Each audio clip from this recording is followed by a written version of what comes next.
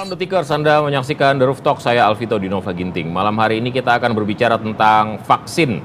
Tapi bukan sembarang vaksin, karena kita tahu bersama vaksinasi sudah dijalankan dan progresnya cukup baik. Ada sekitar 5 jutaan kurang lebih kalau ingatan saya tidak melenceng atau ada penambahan jumlah baru yang belum saya update. Ada sekitar 5 juta lebih yang sudah divaksin, menerima vaksin di seluruh Indonesia, dan ini merupakan suatu kondisi yang patut kita apresiasi karena walau bagaimanapun vaksin akan memberikan dampak yang cukup signifikan terhadap ketahanan kita sebagai bangsa menghadapi bencana COVID-19 yang sampai saat ini masih terus berundung kita. Tapi bagaimanapun beberapa hari ini isu tentang vaksin khususnya AstraZeneca, vaksin baru yang didatangkan oleh pemerintah yang juga menjadi bagian dari proses vaksinasi setelah sebelumnya Sinovac, mendapatkan sorotan setelah MUI menyatakan bahwa vaksin tersebut haram tapi boleh digunakan karena keadaannya darurat. Mari kita perjelas lagi statement ini sehingga semuanya menjadi clear, kita bangsa Indonesia tidak ragu-ragu lagi untuk melaksanakan vaksin. Sejumlah narasumber telah hadir bersama saya, ada ini Pak Kiai semua nih malam hari ini. Ada Kiai Asrorun Niam, Ketua MUI Bidang Fatwa. Kemudian Kiai Haji Ahmad Helmi Faisal Zaini, Sekjen PBNU. Ada yang akan bergabung lagi nanti dari Kementerian Kesehatan, agak terlambat beliau katakan. Dan pakar komunikasi politik Universitas Pelita Harapan, Emru Sihombing. Selamat malam Bapak-Bapak. Assalamualaikum warahmatullahi wabarakatuh. Selamat malam. Selamat warahmatullahi wabarakatuh. Baik. Izinkan saya untuk ke pemangku kepentingan dulu yang statementnya disoal dan kemudian menciptakan diskusi yang cukup dinamis dalam beberapa hari belakangan ini dari MUI. Mas Niam, pertama saya pastikan dulu, jadi status kita khususnya Muslim nih menghadapi AstraZeneca untuk pelaksanaan vaksin itu seperti apa? Ya, terima kasih Mas Vito.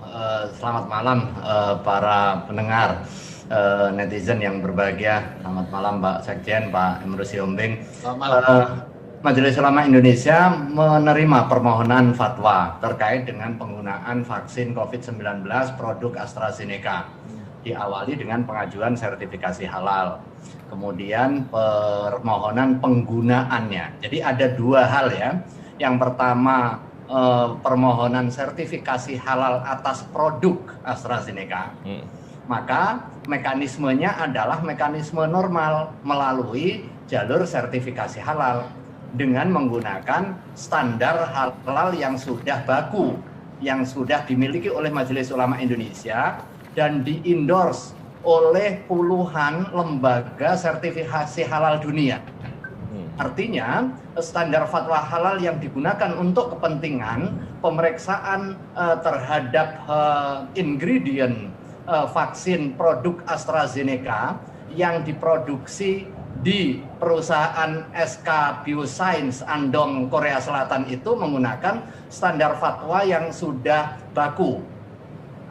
Majelis Ulama Indonesia di dalam proses pemeriksaan fatwa terkait dengan vaksin ini bukan sesuatu hal yang baru. Sejak tahun 2000-an Majelis Ulama Indonesia sudah membahas menetapkan fatwa terkait dengan vaksin, dan akhirnya di dalam proses kajian Majelis Ulama Indonesia melalui auditor ahli dari mikrobiologi yang dimiliki oleh Majelis Ulama Indonesia memperoleh akses data dari Badan POM, dan satu-satunya data yang diberikan akses itu adalah Majelis Ulama Indonesia karena WHO hanya menyerahkannya kepada Badan POM. Nah, untuk kepentingan pemeriksaan maka 2 orang tim diutus untuk kepentingan melakukan pemeriksaan, dan di hasil pemeriksaan itu kemudian direport ke Komisi Fatwa. Ada hal yang ditemukan itu tidak sesuai dengan standar fatwa halal sehingga tidak bisa diproses lebih lanjut untuk kepentingan on-site audit. Nah, proses temuan itu dilakukan melalui on-desk audit. Singkat kata, Mas Vito, setelah proses sertifikasi halal dalam situasi normal, jadi ini dalam situasi normal nih, kalau sertifikasi halal itu tidak bisa berlanjut, maka kemudian jalan yang kedua yaitu permohonan fatwa mengenai penggunaan vaksinnya.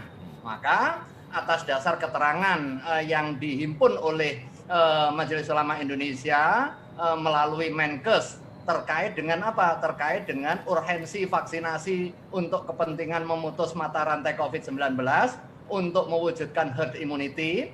Kemudian keterangan dari Badan POM terkait dengan efficacy, quality, dan juga safety-nya. Kemudian dari produsen Sinovac yang direpresentasi oleh Bio Farma sebagai mitra bisnisnya yang sebelumnya sudah mengajukan fatwa halal atas produk Sinovac, tetapi dia tidak mencukupi kebutuhannya untuk kepentingan pewujudan herd immunity. Dan juga penjelasan dari pihak AstraZeneca sendiri. Badan POM juga mengkonfirmasi adanya intifak atau pemanfaatan tripsin yang berasal dari babi di dalam tahapan proses produksi. Dan itu tidak sesuai dengan standar fatwa yang sudah dimiliki sejak tahun 2000. Artinya kita memiliki konsistensi di dalam pedoman itu. Nah, terkait dengan kebolehan, maka atas dasar 5 alasan yang disampaikan oleh pemerintah dan kondisi faktual kemendesakan proses vaksinasi dengan vaksin yang ada, maka Majelis Ulama Indonesia menetapkan kebolehan penggunaan vaksin AstraZeneca untuk kepentingan vaksinasi. Artinya di level itu nggak ada isu sama sekali. Dan setelah fatwa ditetapkan, kita serahkan kepada siapa? Kepada pemerintah, di dalam hal ini Menteri Kesehatan dan juga Menteri Koordinator Bidang Perekonomian selaku KPCPEN dan juga kepada Bio Farma yang mengajukan sertifikasi. Dan sudah clear sebenarnya, sudah nggak ada masalah. Setelah itu kita press conference, AstraZeneca secara syar'i dibolehkan penggunaannya, secara kesehatan disampaikan oleh Badan POM aman, karena sebelumnya pernah didelay untuk kepentingan penggunaannya karena isu ada pembekuan isu darah terkait dengan keamanan, terkait dengan kasus di Eropa dan juga policy di Thailand yang menangguhkan penggunaan. Saya kira ini perlu didudukkan secara proporsional. Artinya di dalam konteks penggunaan ini nggak ada isu sebenarnya. Ini boleh secara syar'i. Jadi statement itu tidak abu-abu ya, karena kan banyak juga yang menangkap boleh tapi haram, gitu kan? Haram tapi boleh. Tapi kalau ada penggantinya, nggak pakai tapi. Kan posisinya itu ada 5 item yang satu kesatuan. Item yang pertama menegaskan bahwa pada aspek ingredient-nya haram. Itu tidak sesuai dengan standar halal. Tetapi yang kedua, penggunaannya boleh dengan 5 alasan. Alasannya apa? Ada kemendesakan. Kemudian yang kedua ada kebutuhan untuk kepentingan mewujudkan herd immunity. Yang ketiga ada jaminan keamanan dari pemerintah, di dalam hal ini Badan POM. Kemudian ada penjelasan bahwa vaksin yang halal dan suci itu nggak cukup. Kemudian yang kelima terkait dengan aspek kemendesakan kalau tidak divaksin akan menimbulkan bahaya atau doror. Nah, 5 aspek inilah yang kemudian menjadi faktor pemboleh. Dan itu juga tidak bertentangan dengan apa yang sementara ini dianggap sebagai berhadapan begitu kayak fatwa di Timur Tengah. Timur Tengah itu yang jadi isu juga kebolehan. Sama persis dengan fatwa Majelis Ulama Indonesia itu terkait dengan kebolehan. Bahkan di dalam item fatwa berikutnya umat Islam wajib berpartisipasi di dalam program vaksinasi yang dilaksanakan oleh pemerintah. Untuk kepentingan apa? Kepentingan menyelamatkan jiwa. Jadi ini satu kesatuan harus dibaca secara utuh. Ya, walaupun sebenarnya kan agak ketika MUI karena yang ditangkap itu kan haram duluan, tapi kemudian baru boleh. Itu saya konfirmasi lagi, Mas Niam, ada catatan kakinya juga. Tapi jika seandainya ada vaksin lain, gunakan vaksin itu ketimbang AstraZeneca gitu. Betul. Ini kan situasinya di dalam kondisi, ada kondisi normal, ada kondisi abnormal. Dalam kondisi normal, jalur yang pertama yaitu jalur sertifikasi halal. Sama Mas Vito, dalam konteks Badan POM, hari ini dia mengeluarkan izin itu tidak di dalam situasi normal. Ya. Kalau di dalam situasi normal, Prosesnya yang dikeluarkan panjang, ya? itu adalah izin edar. Sementara hari ini, Badan POM mengeluarkannya bukan izin edar, tetapi IUE, jadi otorisasi penggunaan dalam situasi darurat atau emergency use authorization. Sekarang situasinya memang situasi darurat. Dalam kondisi normal nanti nggak berlaku itu IUE. Yang berlaku adalah izin edar. Memang situasinya sekarang kondisi hajat atau darurat. Kalau di dalam ketentuan fikih yang ditetapkan di dalam Fatwa Majelis Ulama Indonesia, situasinya nggak sampai darurat. Situasinya kalau di dalam bahasa fikih itu hajah syariah, grade-nya di bawah darurat, tetapi dia sudah bisa membolehkan sesuatu yang asalnya terlarang. Nah, dalam situasi aspek keamanan yang dilakukan oleh Badan POM, kalau kondisi normal pasti nggak boleh. Dia harus melewati fase uji macam-macam. Ya. Tetapi karena situasinya hari ini masih di dalam situasi wabah, di dalam situasi kemendesakan, kalau saya mengakses datanya di Badan POM untuk kepentingan syarat mengeluarkan emergency use authorization, harus ada 5 kondisi juga. Kondisi yang pertama, pemerintah dia harus menetapkan situasi darurat hari ini dan pemerintah sudah mengeluarkan. Nah, prinsip itu saya kira yang harus dipahami. Begitu dalam kondisi normal, maka kemudian balik normal. Kan tapi kondisinya nggak akan mungkin normal karena kita pandemi kan. Iya, makanya itu. Jadi fatwa hari ini pada hakikatnya bukan sesuatu yang baru bagi Majelis Ulama Indonesia di dalam menetapkan fatwa terkait dengan vaksin. Tahun 2000, Majelis Ulama Indonesia menetapkan fatwa terkait dengan vaksin polio. Yeah. Waktu itu kondisinya juga outbreak. Kemudian Majelis Ulama Indonesia melakukan pemeriksaan. Sama kasusnya, menemukan unsur yang tidak sesuai dengan standar halal. Kita tetapkan haram tapi boleh. Okay. Kemudian 2005 ada polio menggunakan injeksi atau IPV. Setelah itu yang terakhir tahun 2009 itu fatwa terkait dengan vaksin meningitis yang dari GSK atau GlaxoSmithKline dari Belgia. Di situ menggunakan tripsin juga yang berasal dari babi. Kita nyatakan haram tapi boleh karena nggak ada yang lain. Yeah. Baru kemudian tahun 2010 begitu ada yang lain yaitu dari China, Tianyuan dan Novartis dari Italia. Begitu dilakukan proses auditing, dia tidak memanfaatkan tripsin dari babi di dalam proses produksinya dan kemudian memenuhi standar tathir syar'i atau pensucian secara syar'i. Kita nyatakan itu halal. Dengan demikian yang tadi asalnya haram tapi boleh menjadi tidak boleh karena ada alternatif dan mencukupi. Baru kemudian tahun 2018 sama ketika vaksinasi MR itu dari SII India, Serum Institute of India. Sama prosesnya juga. Di situ memanfaatkan tripsin dari babi. Kita nyatakan intinya adalah boleh digunakan dalam kondisi sebatas untuk kepentingan menanggulangi wabah itu. Kalau dalam kondisi normal ya balik lagi kepada hukumnya. Beda halnya dengan Sinovac. Sinovac dari awal sudah memenuhi standar halal begitu, sehingga tidak perlu mengeluarkan aspek haram tapi boleh. Baik. Dia boleh digunakan sepanjang memenuhi standar keamanan. Baik, saya sapa dulu terlebih dahulu narasumber kita selanjutnya, paling cantik di antara narasumber saya yang lain malam hari ini karena satu-satunya wanita, Ibu Dr. Siti Nadia Tarmizi, juru bicara vaksinasi COVID-19 Kementerian Kesehatan. Bu Siti atau Bu Nadia nih saya panggilnya? Masih mute? Masih Bu mute? Nadia. Ibu Nadia, ya. Nadia terima kasih Bu sudah Nadia, bergabung. Saya akan ke Pak Sekjen dulu ya, Bu Dokter.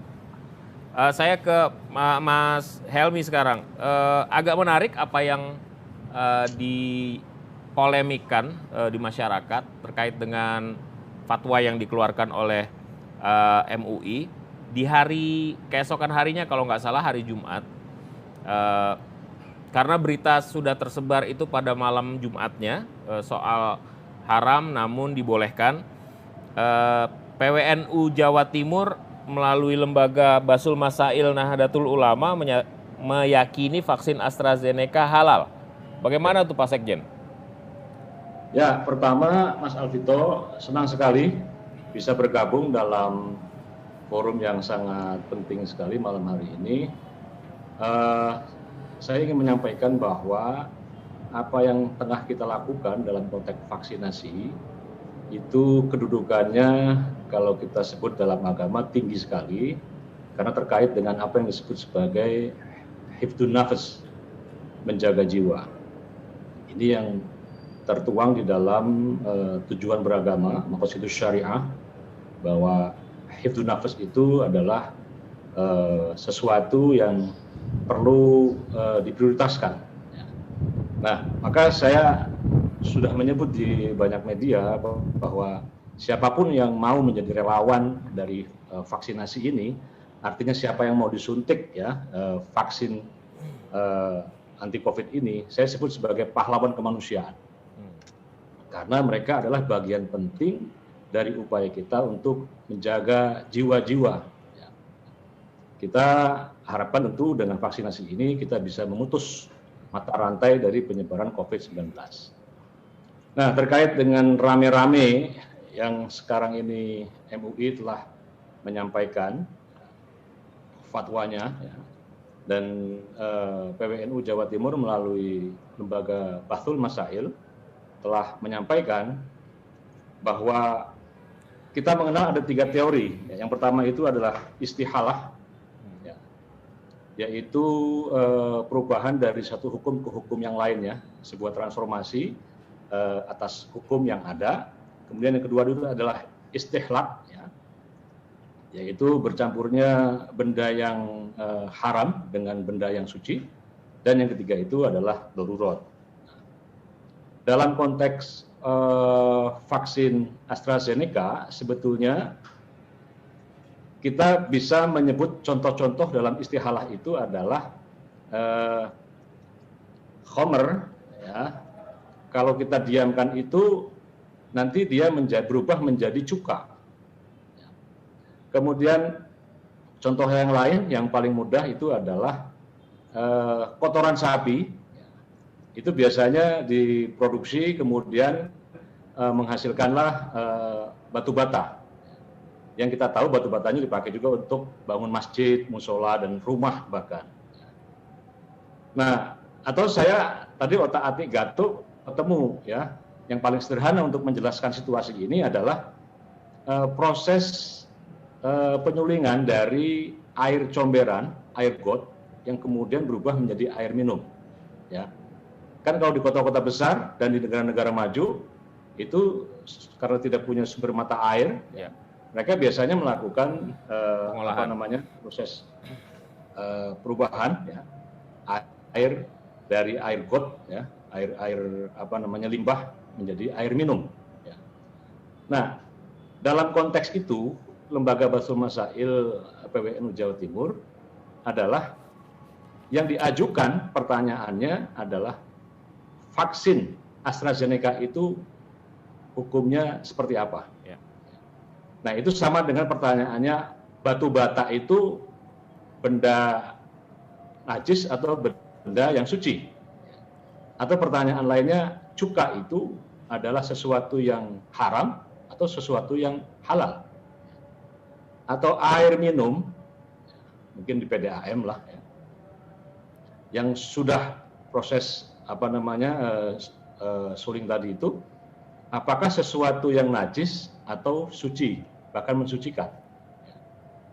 Nah, karena pertanyaannya itu adalah pertanyaan vaksin AstraZeneca, yang kita semua tahu sudah melalui 3 tahap ya, maka pengkalimatannya LBM ataupun Lembaga Basul Masail NU Jawa Timur menyebutkan bahwa AstraZeneca itu adalah halal dan suci.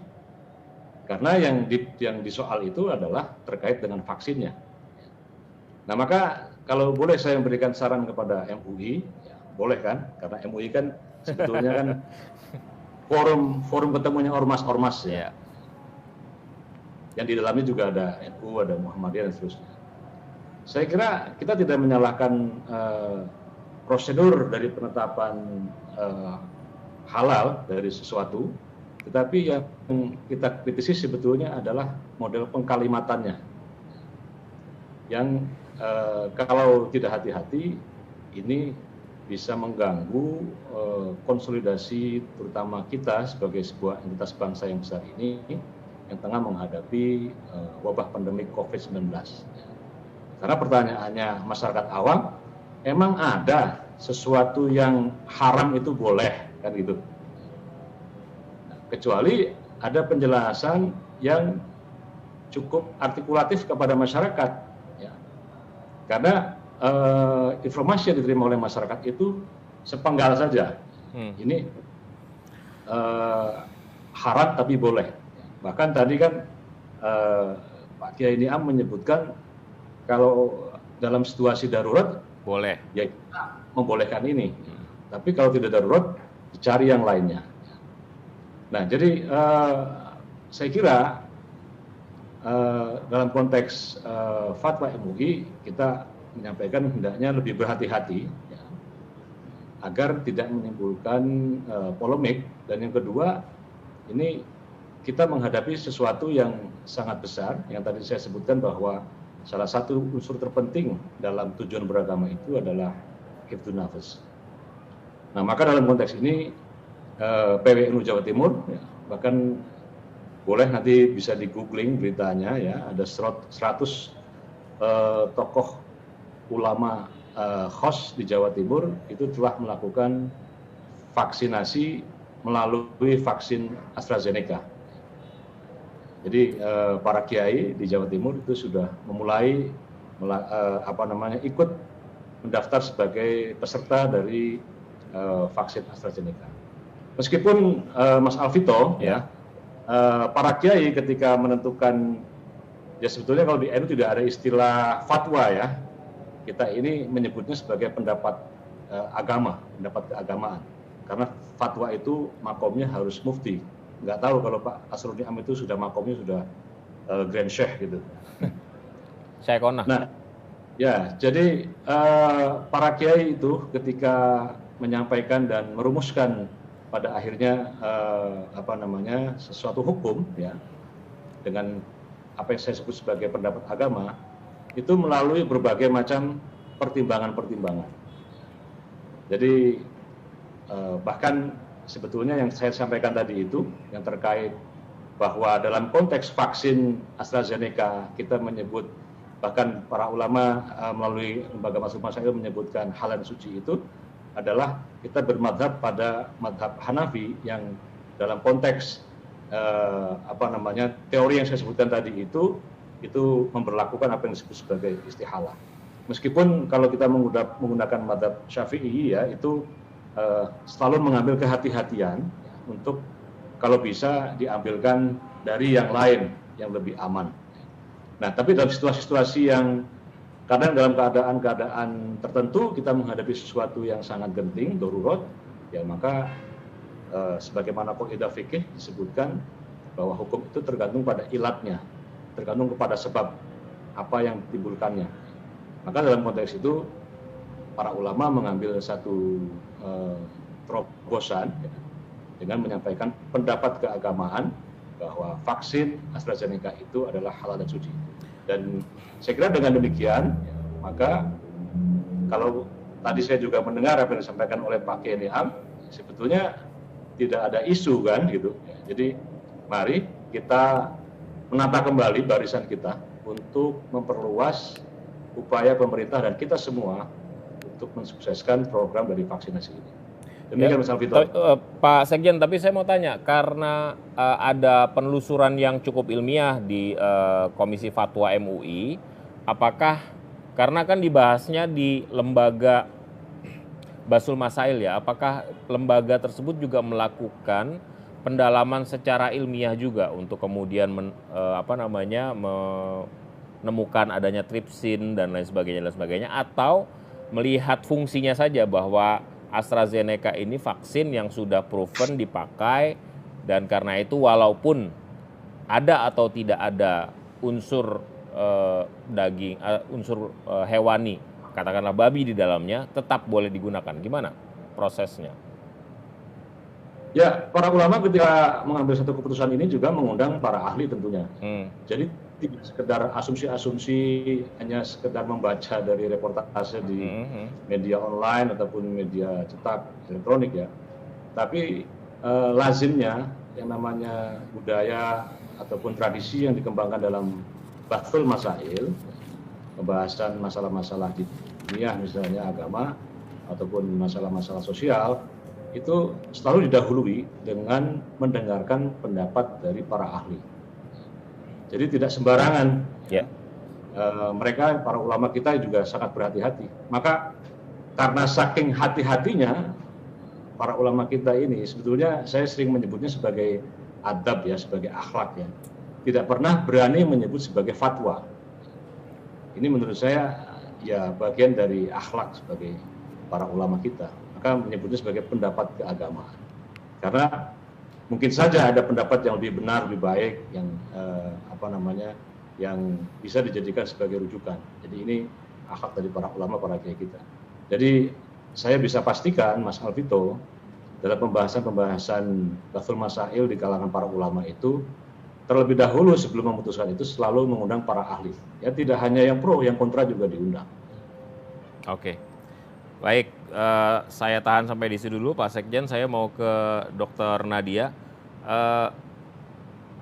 Bu Dokter, apakah kita tahu bersama ya, koreksi saya kalau saya salah, AstraZeneca ini adalah vaksin yang cukup besar penggunaannya, porsinya 33% kalau tidak salah dari keseluruhan vaksin yang akan dipakai dalam proses vaksinasi seluruh penerima vaksin di Indonesia. Dan ini merupakan angka yang cukup besar begitu ya. Nah, apakah sebelumnya ada antisipasi dari Kementerian Kesehatan atau pihak pemerintah yang mendatangkan AstraZeneca akan kemungkinan polemik yang sekarang ada di masyarakat? Ya, mungkin Bang Vito ya. Jadi kalau kita melihat berapa proporsi dari AstraZeneca sendiri, kalau kita bandingkan dengan rencana untuk penyediaan Sinovac, Novavax, kemudian AstraZeneca dan Pfizer, serta yang akan kita dapatkan dari mekanisme COVAX Facility, itu kalau secara jumlah Sinovac itu memang paling besar. Kita tahu dari Sinovac itu kita sudah akan mendapatkan total 125,5 juta dosis vaksin ya. Kalau dalam bentuk bulk itu adalah sekitar 140 juta dosis dalam bentuk setengah jadi. Nah, sementara untuk AstraZeneca sendiri, komitmen yang sudah kita lakukan dengan AstraZeneca itu adalah sekitar 82 juta dosis. Nah, ini tentunya nanti angka ini mungkin akan bertambah karena dari COVAX Facility itu ada beberapa jenis vaksin yang memang direncanakan untuk diberikan melalui COVAX Facility ini. Salah satunya AstraZeneca, dan AstraZeneca sampai saat ini kita belum mendapatkan angka yang pasti dari COVAX Facility. Tapi setidaknya kurang lebih antara 30 sampai dengan 50 juta dosis. Nah, tentunya melihat ini seperti juga tadi disampaikan oleh Pak Niam dan para narasumber kita, kita pemerintah tetap akan mengupayakan ketersediaan vaksin yang suci dan halal ini, dan tentunya kita akan mencoba misalnya dengan Sinovac sendiri, apakah mungkin untuk bisa ditambah apa yang sudah dikomitkan oleh Sinovac kepada Indonesia. Nah, kalau memang jumlah ini bisa ditambah, tentunya kita bisa melakukan pengurangan untuk penggunaan vaksin-vaksin lainnya. Tetapi kalau kita tidak ada pilihan lain, ya artinya kita harus menggunakan skema awal yang sudah kita perhitungkan, karena ini kan perhitungan vaksin ini adalah hasil penjajakan dari diplomasi kita dan upaya kita untuk bisa mencukupi 426 juta dosis tadi. Ya, sekali lagi pertanyaannya Bu, apakah sudah ada antisipasi sebelumnya? Karena kan apakah Kementerian Kesehatan yang mengajukan permohonan fatwa ke MUI terkait AstraZeneca dan lain sebagainya? Ya, karena COVAX Facility ini kan merupakan jalur yang diberikan oleh Badan Dunia, ya, artinya gabungan antara WHO, Gavi dan CEPI. Jadi diberikan kepada negara, dan memang negara yang kemudian memintakan untuk fatwa halal dan izin penggunaan daruratnya. Ya, kalau terkait antisipasi sebelumnya, ya kita tidak tahu sampai kemudian keluar fatwa seperti itu. Nah, tentunya ini kan sudah kita perhitungkan, karena kita juga harus melihat di dunia global ini 130 negara ada yang masih tidak punya vaksin. Ya. Sehingga ini menjadi salah satu pertimbangan kita, jangan sampai kemudian kita yang sudah bisa mendapatkan vaksin kemudian tidak menggunakannya, dan malah kemudian permasalahan pandemi di negara kita ini kemudian tidak terselesaikan. Ya. Sekarang sudah masuk 1,1 ya, Bu Dokter ya? Betul. Dan akan datang lagi yang paling recent, yang paling pasti tambah berapa lagi? Kalau informasi awal itu sekitar 3 juta akan datang juga melalui COVAX Facility, ya. Ini akan kita terima sekitar pertengahan atau minggu ketiga dari bulan April ini. Ya. Dengan kondisi polemik yang sekarang beredar, bagaimana kemudian langkah yang dilakukan Kementerian Kesehatan? Walaupun sudah jelas dan sangat lugas, MUI mengatakan bahwa AstraZeneca boleh dipakai. Artinya kita akan perlu mensosialisasikan, ya, terkait hal ini, dan tentunya kita tidak perlu mendorong polemik ini berkepanjangan, ya. Saya rasa ini kita sepakat semua bahwa polemik ini tidak perlu diperpanjang, karena tugas kita yang lebih penting adalah untuk keluar dari pandemi ini yang merupakan tujuan dari kita semua, dan saya rasa seluruh rakyat Indonesia, ya, bagaimana kemudian tentunya kita bisa kembali beraktivitas, ekonomi kita pulih, kembali bisa beribadah, ya. Jadi menurut saya ini yang menjadi prioritas kita. Nah, tentunya untuk dalam rangka sosialisasi dan edukasi, tentunya kami akan bekerja sama, baik ini melalui bersama-sama dengan ini maupun juga para tokoh agama lain termasuk NU dan Muhammadiyah juga, untuk bisa menyampaikan edukasi ini kepada masyarakat agar supaya masyarakat memahami. Baik, apakah yang sudah datang ini, Bu Nadia, dideploy untuk penggunaan spesifik? Kabarnya ini untuk untuk tenaga medis dan juga pelayan publik, atau ada yang umum juga? Iya, jadi sesuai dengan tahapan kita vaksinasi di tahap kedua ini, yaitu sasaran kita adalah untuk usia di atas 60 tahun. Lansia, dan ya? Okay. Iya, masih di lansia dan pemberi pelayanan publik tentunya. Dan kita masih cukup banyak PR-nya. Karena kalau untuk pemberi pelayanan publik dari target 16,9 juta sasaran, ini kita baru mencapai suntikan pertama itu adalah sebanyak 3,5 juta.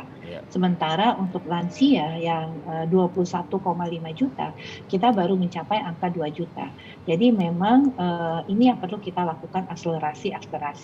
Apalagi mengingat bahwa vaksin AstraZeneca yang kita terima ini memiliki masa edar yang pendek, ya, di akhir 31 bulan Mei. 30 Mei. Di akhir Mei itu akan habis masa edarnya, sehingga akselerasi di mana perlunya komitmen kebutuhan ini dari pemerintah daerahnya juga untuk melakukan akselerasi terhadap tetap sasaran pada tahap kedua ini. Inilah yang menjadi pertimbangan kita dalam mendistribusi vaksin sebanyak 1,1 juta ini. Baik, saya beralih ke Pak Emrus yang sudah cukup sabar menunggu dari sejumlah narasumber untuk mendahului, karena Anda gongnya nih.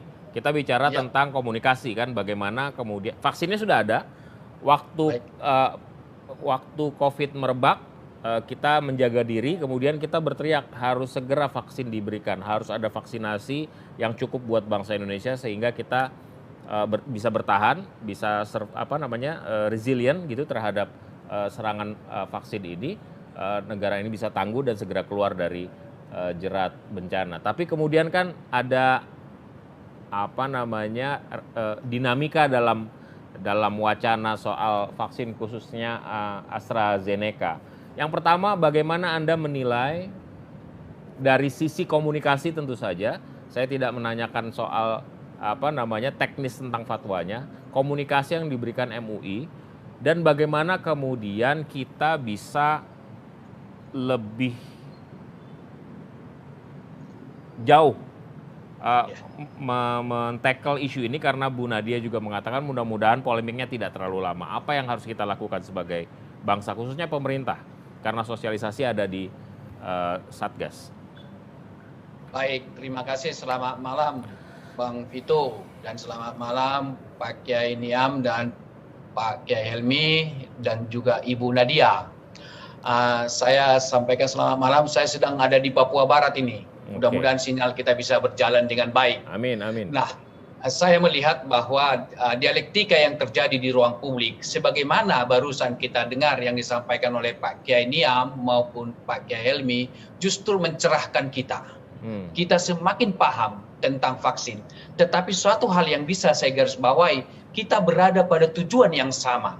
Baik yang disampaikan oleh Pak Niam maupun Pak Helmi. Karena dalam komunikasi ada yang dikenal efek komunikasi itu adalah makna atau persepsi. Dari itu kita melihat ujungnya adalah sama, bahwa bisa kita gunakan. Artinya bahwa vaksin yang ada yang masuk ke Indonesia, yang sudah diimpor oleh pemerintah kita, merek apapun, ternyata bisa kita gunakan. Oleh karena itulah saya melihat bahwa ada suatu pemaknaan atau persepsi yang membuat rasa nyaman masyarakat menggunakan vaksin yang disediakan oleh pemerintah tersebut. Oleh karena itulah apa yang dikatakan oleh Bu Nadia, polemik, saya terus terang mengatakan wacana itu bagus supaya kita mencerahkan, bisa kita mendengar dari tesis dan antitesis, dialektika hal yang biasa.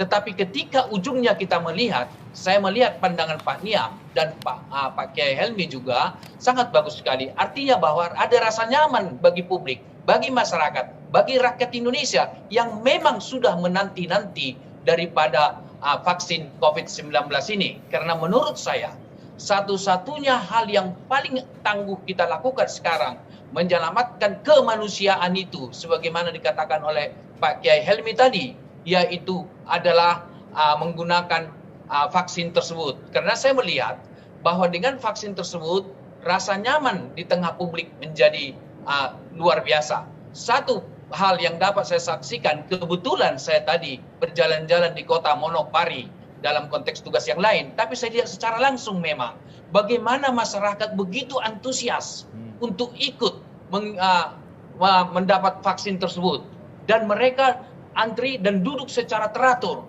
sangat luar biasa. Ini menurut pandangan saya keberhasilan daripada pemerintah kita, bahkan boleh jadi di seluruh kabupaten atau pemerintah daerah, bahwa ini adalah keberhasilan sosialisasi atau komunikasi publik yang dilakukan dalam penanganan pemberian vaksin tersebut.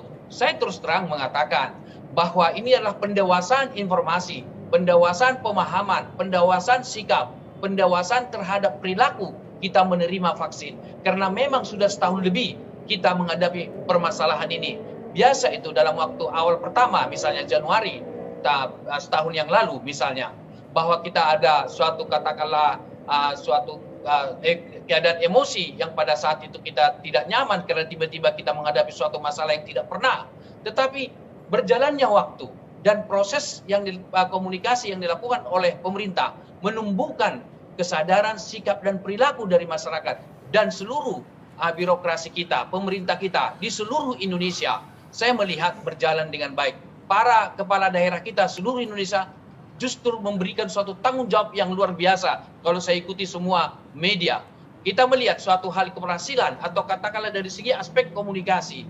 Ketika Bapak Presiden Joko Widodo dia bersedia menerima vaksin pertama, itu salah satu pesan komunikasi nonverbal bahwa kita merasa nyaman untuk menerima vaksin sebagaimana yang kita lakukan. Namun saya ada saran kepada Bu Nadia, tentu kepada pemerintah melalui Bu Nadia, kalau boleh saya menyarankan bahwa influencer dari sudut komunikasi harus tokoh-tokoh agama, para kiai-kiai. Jangan terlalu mudah memakai para influencer yang berprofesi di bidang keartisan misalnya. Karena belum tentu itu bisa mereka terima. Bahkan bisa saja perilaku mereka tidak sesuai dengan apa yang dia sampaikan.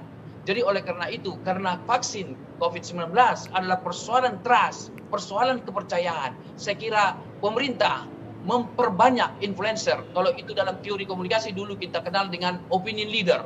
Sekarang kita sebut influencer, sama saja itu konsepnya. Nah, supaya para tokoh agama kita, Pak Kiai-Kiai kita maju ke depan, tentu digerakkan oleh pemerintah supaya menjadi tokoh panutan bagi kita. Seperti kata Pak Kiai Helmi tadi, dan di berita-berita sudah banyak tokoh-tokoh Pak Kiai kita dalam, aku nggak salah hari ini atau beberapa hari ini, telah menerima vaksin COVID-19. Mereka dengan datang ke tempat itu, suatu hal yang luar biasa. Inilah dari aspek komunikasi lambang nonverbal. Justru yang paling penting sekarang kita kedepankan lambang nonverbal untuk menanamkan kepercayaan itu kepada masyarakat. Demikian sementara. Baik. Kalau ini kita mengukur analisis isinya lah barangkali ya. Dari apa yang disampaikan oleh MUI, menurut Pak Emrus, apakah ini kontraproduktif dengan upaya vaksinasi gitu misalnya, atau ya tidak ada pilihan juga buat MUI harus menyatakan apa adanya kan, itu bentuk bentuk integritas lembaga ini. Baik, di dalam komunikasi ada dikenal dengan content analysis, analisa isi.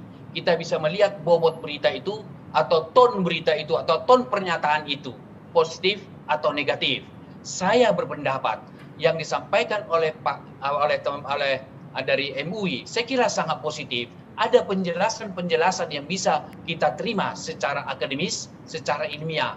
Tetapi juga apa yang disampaikan Pak Kiai kita, Pak Helmi, juga akademis dan ilmiah. Itu soal biasa dalam suatu akademik. Ada tesis dan antitesis. Dua-duanya bisa tidak sejalur, tetapi tujuannya sama. Itu justru saya melihat itu adalah pesan komunikasi yang positif yang bisa mencerahkan masyarakat tentang pandangan-pandangan tentang vaksin COVID-19 ini. Tapi kita lihat pada ujungnya, pada akhirnya semua sepakat bahwa kita bisa menggunakan semua vaksin yang diimpor oleh pemerintah demi untuk keselamatan kita bersama.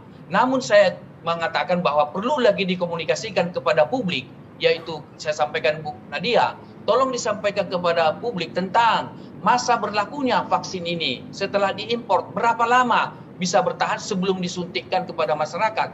Kemudian adalah disimpan pada suhu tertentu, sudahkah itu memenuhi syarat, artinya dipublikasikan kepada masyarakat, disampaikan kepada masyarakat. Karena ini soal kepercayaan, jangan nanti disimpan pada suhu tertentu sehingga khasiatnya menjadi tidak kuat atau boleh jadi bisa mengganggu kesehatan. Nah, ini harus juga dikomunikasikan kepada publik sehingga masyarakat merasa nyaman ketika diberikan itu ternyata vaksin ini sampai kepada penerima dengan suhu tertentu yang sesuai dengan kadar akademiknya, dan bagaimana proses importnya di jalan, apakah itu dikawal misalnya dengan alat transportasi dengan suhu tertentu, bagaimana pengemasannya dan sehingga sampai di tempat. Ini perlu supaya rasa nyaman masyarakat itu perlu. Saya katakan bahwa kalau masyarakat saat ini, saya melihat di seluruh Indonesia melalui berbagai media, termasuk saya sekarang berada di Papua Barat di bagian timur Indonesia, masyarakat sekarang menunggu Jadi ini suatu keberhasilan yang dilakukan oleh pemerintah maupun para pihak, termasuk dari MUI maupun dari NU tadi, Kiai Helmi. Ini dialektika yang dilakukan sekaligus merupakan sosialisasi dan komunikasi publik tentang vaksin COVID-19 ini. Demikian, Bang Vito. Baik, Pak Emrus. Saya ke Kiai Niam lagi. Mas Niam, apakah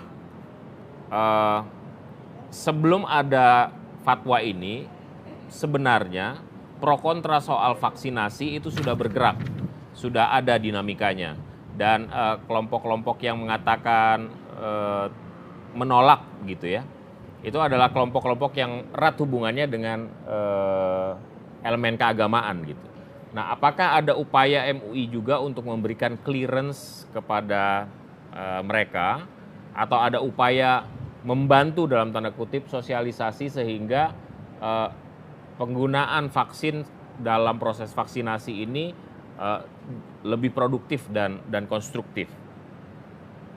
Terima kasih Mas Vito.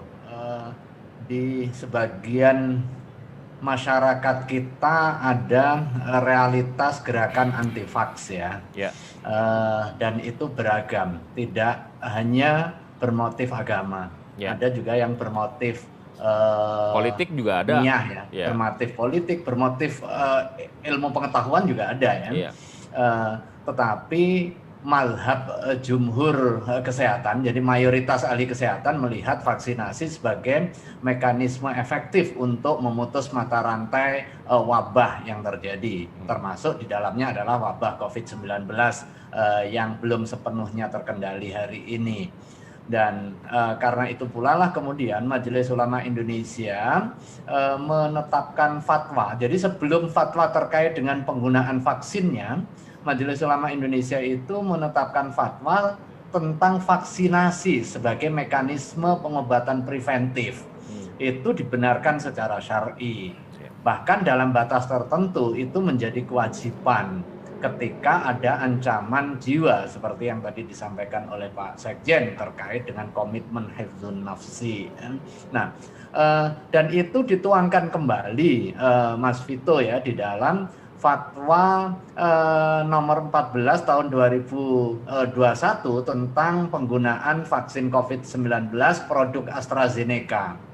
Disadari betul bahwa sungguh pun ini tidak sesuai dengan standar halal yang dimiliki oleh Majelis Ulama Indonesia, tetapi penggunaannya ini boleh dan juga mendesak. Makanya di dalam item fatwa berikutnya ada penegasan bahwa umat Islam wajib berpartisipasi untuk melaksanakan vaksinasi yang diprogramkan pemerintah untuk satu tujuan, pewujudan herd immunity, karena vaksinasi itu baru bisa efektif ketika dilakukan dengan cakupan minimal 70% dari total populasi. Nah, atas dasar itulah kemudian fatwa Majelis Ulama Indonesia itu dibahas dan juga diterbitkan dengan kesadaran dan juga concern yang sama, yaitu komitmen percepatan pemutusan mata rantai COVID-19 melalui program vaksinasi sebagai salah satu ikhtiar. Nah, dalam konteks hari ini ketersediaannya terbatas di level global ya. Sungguh pun ada yang memenuhi standar halal, ada yang nggak memenuhi standar halal. Kita harus katakan bahwa ketika yang memenuhi standar halal ya diproses secara normal begitu ya. Ibaratnya begini Mas Vito ya, ketika ada situasi paceklik dan orang kelaparan, maka dia harus makan. Nah, makan baginya bisa menjadi wajib. Tetapi ketika ada alternatif di depannya, menu yang halal dan menu yang haram, maka hanya menu yang halal yang dibolehkan. Tetapi kalau menu yang halal terbatas, sementara jumlah orang yang lapar yang membutuhkan konsumsi itu banyak, maka yang haram tadi menjadi boleh sebatas untuk kepentingan, kebutuhan atau hajat mendasarnya. Saya kira logika ini yang dibangun di dalam penetapan fatwa Majelis Ulama Indonesia secara konsisten. Nah, tetapi bukan berarti kita nabrak tembok yang kemudian nggak ada jalan keluar. Nah, jalan keluarnya apa? Boleh. Apa yang melatar belakangi kebolehan? 5 variabel. Itu sudah cukup menyatakan boleh. Bahkan dalam item fatwa berikutnya bukan hanya sekedar boleh, wajib. Wajib itu di dalam bahasa agama grade paling tinggi. Jika tidak berpartisipasi akan berdampak pada dosa. Saya kira pada level itu saya memiliki kesamaan pandang yang luar biasa dari Pak Emrus, termasuk yang disampaikan oleh Pak Sekjen tadi. Ada komitmen yang sama bahwa kemudian jalannya beda, itu memang karakteristik fikih yang memang memungkinkan terjadinya perbedaan pandangan. Dan itu tidak untuk dipertentangkan karena pada hakikatnya ultimate goal-nya sama, yaitu menegaskan kebolehan. Maka kemudian ketika kiai-kiai divaksin dengan AstraZeneca bukan berarti bertentangan dengan fatwa atau memilih Basul Masail, tidak. Dua-duanya tetap mendorong kebolehan vaksinasi, termasuk di dalamnya adalah vaksin AstraZeneca. Demikian juga keputusan Dewan Fatwa di Timur Tengah itu juga menegaskan kebolehan. Jadi tidak pada level sertifikasi halal, tetapi levelnya adalah kebolehan untuk kepentingan keselamatan jiwa, sekalipun menggunakan unsur yang najis dan atau haram. Jadi itu narasi dan juga alur berpikirnya. Jadi poinnya ada jadi di situ. penting menurut hemat saya. Sekarang effort kita arahkan bagaimana secara keagamaan penggunaan vaksin yang tersedia itu dibolehkan secara syar'i, dan langkah kita adalah memasifikasi sosialisasi terkait dengan pentingnya vaksinasi dan memastikan safety. Nah, saya kira ini juga menjadi kata kunci. Safety, makanya Kementerian Kesehatan melakukan analisis. Ini kan karena dalam situasi abnormal nih. Jadi sekalipun sudah ada vaksinnya kan harus ada terus pemantauan. Karena memang belum pernah diuji coba secara global ya. Ada uji klinisnya iya. Tetapi ini dalam situasi izinnya pun juga masih izin darurat. Pasti ada kontrol. Ketika pihak perusahaan termasuk AstraZeneca tidak memberikan jaminan keselamatan dan juga keamanan, dan dia melepaskan diri dari tuntutan ketika ada masalah, harus ada siapa yang mengambil take over resiko itu. Pemerintah di dalam hal ini. Pemerintah memiliki tanggung jawab untuk memastikan keamanan, dan in case terjadi masalah, pemerintah melakukan langkah-langkah darurat, dan itu sudah diambil oleh pemerintah. Saya kira itu juga perlu diantisipasi dan juga diapresiasi langkah itu, gitu. Saya ke Pak Sekjen, apa upaya yang bisa dilakukan NU? Bukan hanya tentu saja NU, tapi seluruh masyarakat Indonesia, umat Islam yang ada di tanah air. Apakah NU juga akan memberikan bantuan semacam endorsement atau persuasi lah katakan, agar masyarakat Muslim tidak khawatir divaksinasi, khususnya untuk vaksin AstraZeneca ini, Pak Sekjen? Ya, Mas Alvito. Jadi sebetulnya jauh sebelum adanya vaksin, PBNU justru telah mendirikan Satgas NU Peduli COVID-19, ya. Yang ini adalah voluntary dari seluruh warga NU dan sponsorship untuk bersama-sama membantu pemerintah menanggulangi wabah COVID-19. Dan sudah terkumpul lebih dari 600 miliar yang penggunaannya itu ditasarufkan untuk upaya kita melakukan upaya-upaya strategis, ya, upaya-upaya penting agar laju penambahan COVID ini bisa ditekan sedemikian mungkin dengan pemberian masker, ya, sudah jutaan masker, ya. Kemudian hand sanitizer yang kita bagikan, bahkan alat-alat seperti APD di berbagai macam rumah sakit NU dan rumah sakit yang lainnya.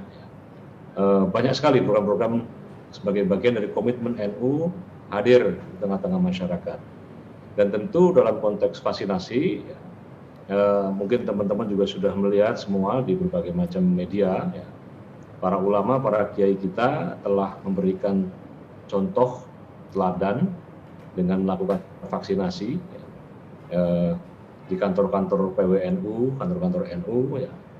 Bahkan sebagian besar para kiai NU juga ikut vaksinasi di Masjid Istiqlal untuk memberikan kepercayaan diri tentunya kepada masyarakat, untuk membangun kepercayaan diri dan optimisme kepada masyarakat bahwa penggunaan vaksin ini adalah sesuatu bukan saja halal, ya, tapi Harus, wajib. Ya, sesuatu yang wajib karena kita ini memiliki kepentingan yang disebut sebagai hifdzun nafas tadi itu. Maka tentu siapapun yang menjadi relawan vaksinasi, ya, dalam kedudukannya dalam agama itu penting. Itu suatu jihad juga. Tidak kalahnya seperti ibadah-ibadah makhluk lainnya. Jadi kalau kita bersedekah itu adalah kebaikan yang mendapatkan pahala, kita vaksinasi sebagai bagian dari hifdzun nafas itu juga mendapatkan pahala. Maka para kiai kita telah mencontohkan itu sebagai upaya kita bersama-sama berkampanye bahwa ayo, ini menjadi tugas kita semuanya, menjadi tugas bersama agar kita bisa menekan angka vaksin ini. Dan tentu harapan kita yang disebut dengan herd immunity itu bisa lebih cepat terbentuk, ya. Kalau ada yang menganalisis sekitar 2023, ya kalau kita bisa 2022 awal mungkin lebih baik, sehingga perekonomian kita bisa berangsur-angsur pulih kembali, anak-anak didik kita bisa sekolah kembali, masjid-masjid, musola, gereja, ya, vihara dan seterusnya itu bisa menyelenggarakan peribadatan secara normal kembali. Kita juga kangen dengan rindu, ya, bisa berlama-lama di masjid, ya, atau sebagai besar umat Islam juga kangen rindu ingin misalnya umroh, ingin berhaji dan seterusnya. Jadi mari, ya, melalui kesempatan ini kita mengajak kepada semua pihak untuk mensukseskan, ya, program vaksinasi dari pemerintah ini. Baik, mantap.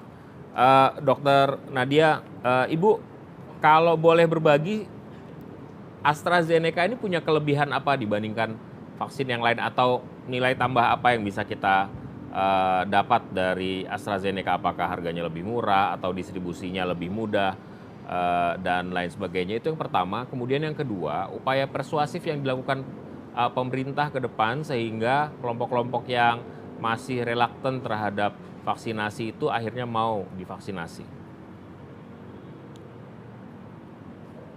Ya, jadi kalau kita tahu awal bahwa vaksin AstraZeneca ini adalah vaksin yang pertama tentunya bersama Pfizer, yang kemudian secara dari awal penggunaan vaksinnya ini memang sudah ditujukan kepada usia di atas 60 tahun dan pada lansia yang memiliki komorbid, ya.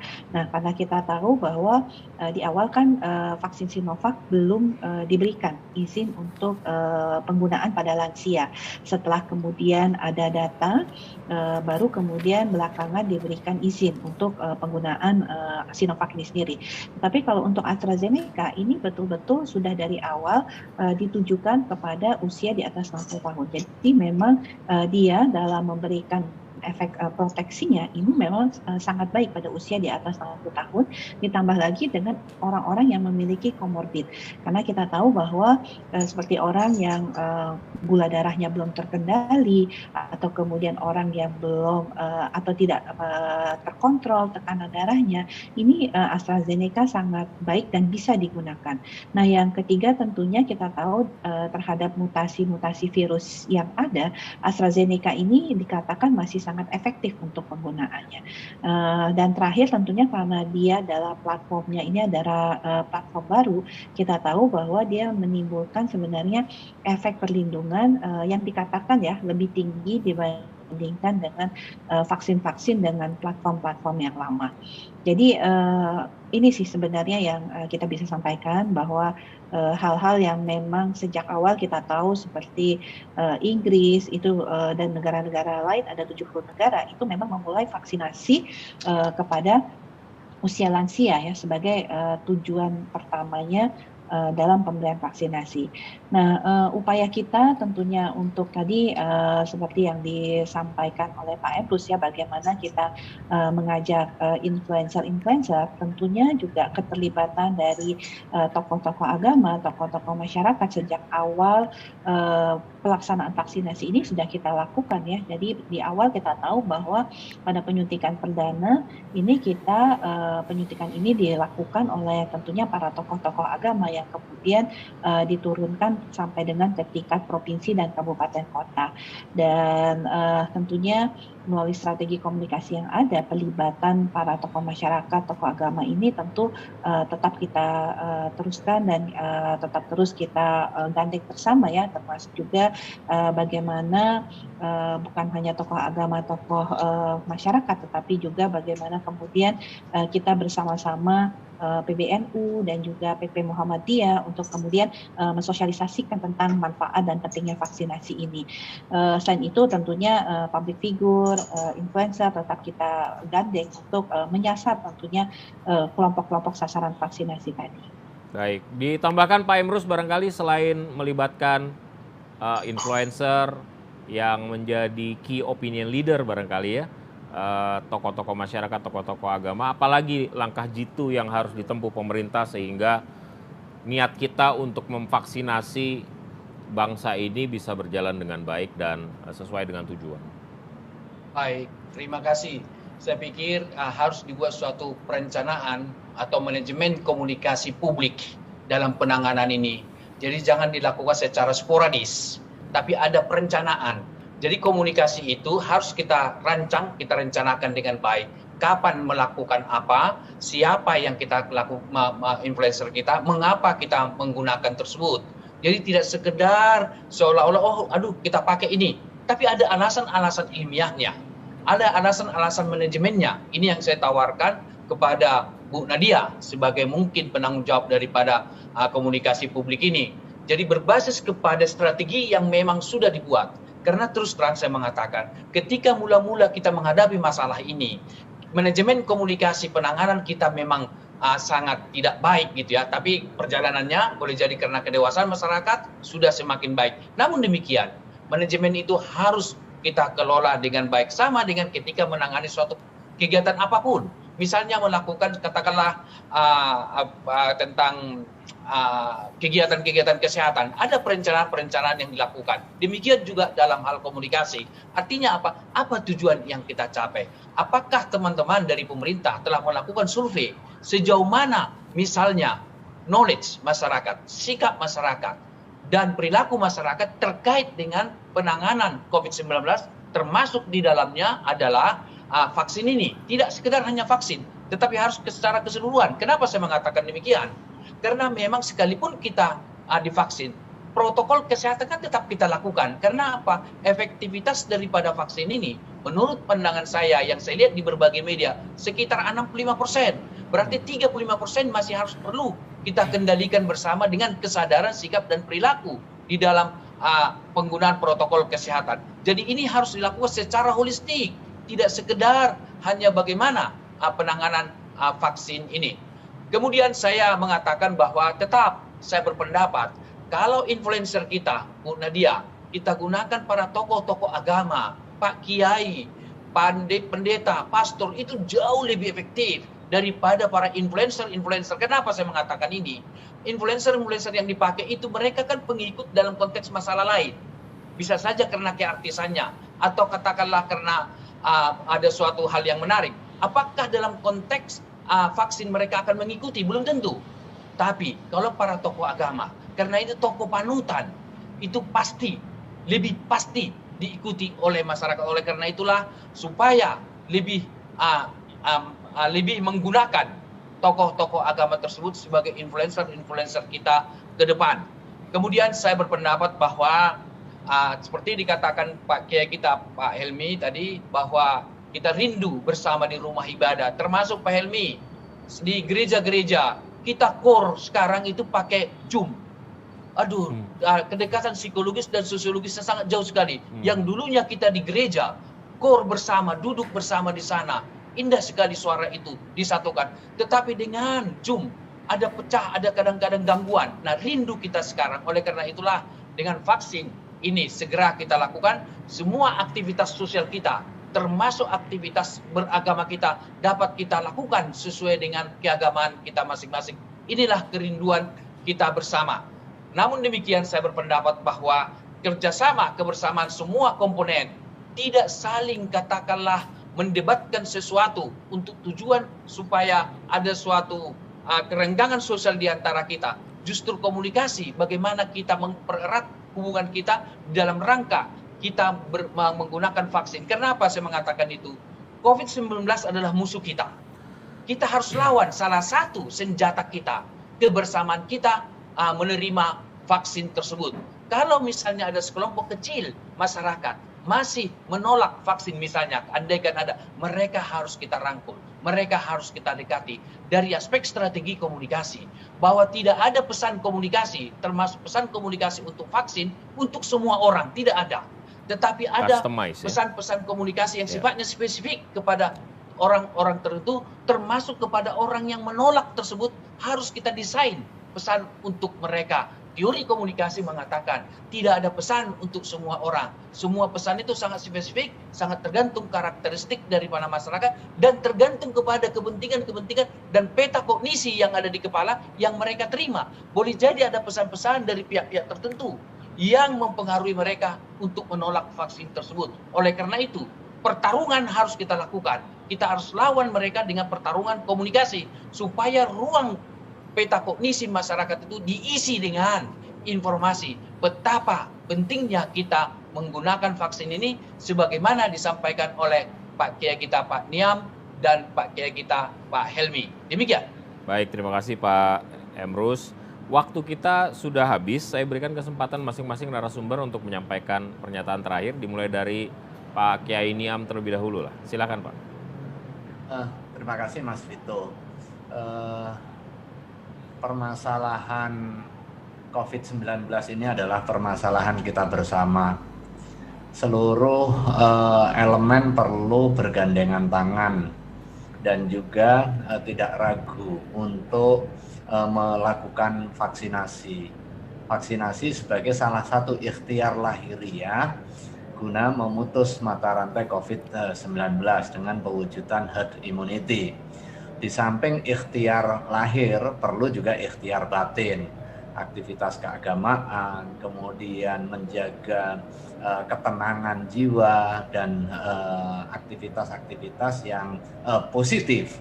Maka penting hari ini kita berhenti berpolemik yang tidak produktif, saatnya membangun satu saf, satu barisan untuk melakukan aktivitas vaksinasi yang sudah diprogramkan oleh pemerintah, termasuk juga jadwal dan juga jenis vaksin yang digunakan untuk kepentingan akselerasi pewujudan herd immunity dengan meratanya warga yang berpartisipasi dalam program vaksinasi, sehingga komitmen untuk memutus mata rantai COVID-19 secara cepat ini bisa segera berhasil. Saatnya ini menjadi momentum meneguhkan kebersamaan kita sebagai bangsa dalam menghadapi ujian dan juga cobaan. Baik, terima kasih. Pak Sekjen, Pak Helmi silakan. Ya, wabah pandemi COVID-19 ini telah menimbulkan korban yang tidak sedikit. Banyak saudara-saudara kita yang sekarang mengalami PHK, ada yang dirumahkan, bahkan juga tidak sedikit saudara-saudara kita juga yang meninggal akibat wabah COVID-19 ini.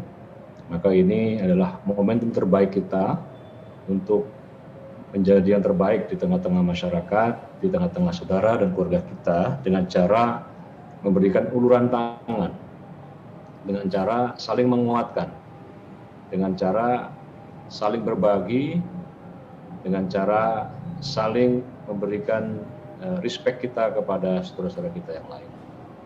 Maka ini merupakan tanggung jawab kita bersama untuk bersama-sama melawan COVID-19 ini, dan tentu kita harapkan uluran tangan dari saudara-saudara kita yang diberikan rezeki yang berlebih, inilah saatnya untuk bersedekah yang lebih banyak lagi pada saudara-saudara kita, sehingga saudara-saudara kita yang terkena COVID ini ataupun dampak ini akan dapat pulih kembali. Sekaligus ini menyampaikan refer kepada pemerintah untuk kita harapkan program-program dalam penanggulangan COVID ini akan lebih tepat sasaran, tidak kepada hal-hal yang tidak diperlukan ya. Artinya vaksinasi ini sesuatu yang sangat penting dan kita harapkan tentu dengan kerjasama kita yang baik ke depan, kita akan lebih optimis lagi melihat masa depan.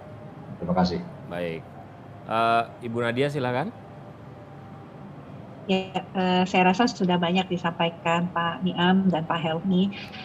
Jadi kami tentunya menghimbau masyarakat pertama untuk siap divaksin.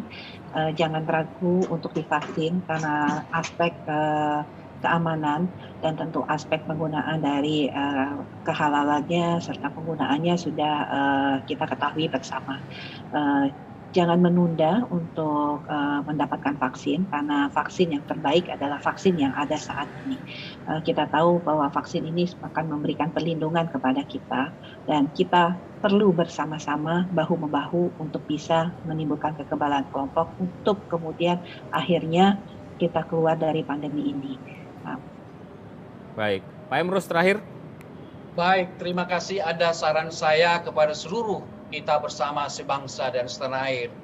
Seharusnya kalau boleh saya memberikan saran, kita harus lakukan swadana dalam penanganan atau pembiayaan daripada COVID-19 ini, vaksin ini supaya segera kita bisa menangani. Misalnya, yang kelas ekonomi menengah ke atas, kita ambil suatu contoh, kita yang ada di layar ini, saya kira kita mampu membiayai.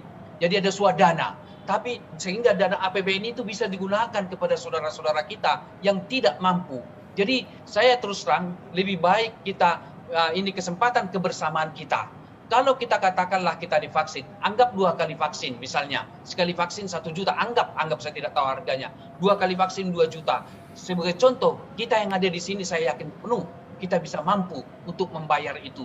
Sehingga program swadana ini dipercepat supaya lebih cepat kita menyelesaikan vaksin ini. Baru yang kedua, saya berpendapat bahwa saya memberi apresiasi yang luar biasa kepada pemerintah, khususnya kepada Presiden Joko Widodo.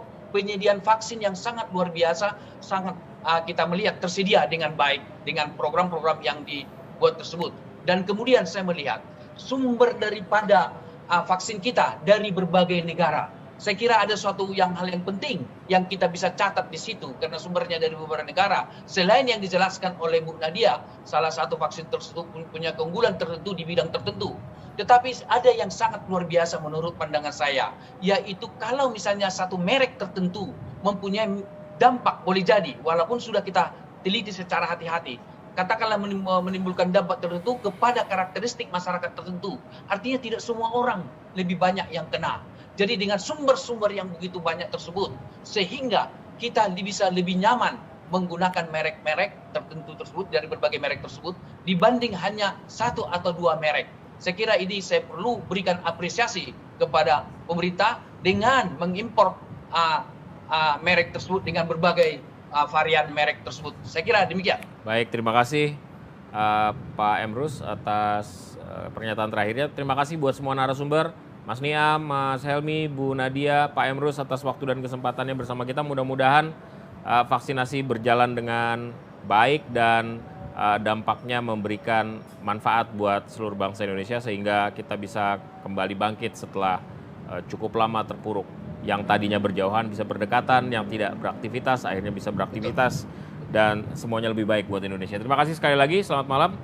Dan sampai di sini The Roof Talk malam hari ini, kita akan jumpa minggu depan. Saya Alvito di Nova Ginting, sampai jumpa.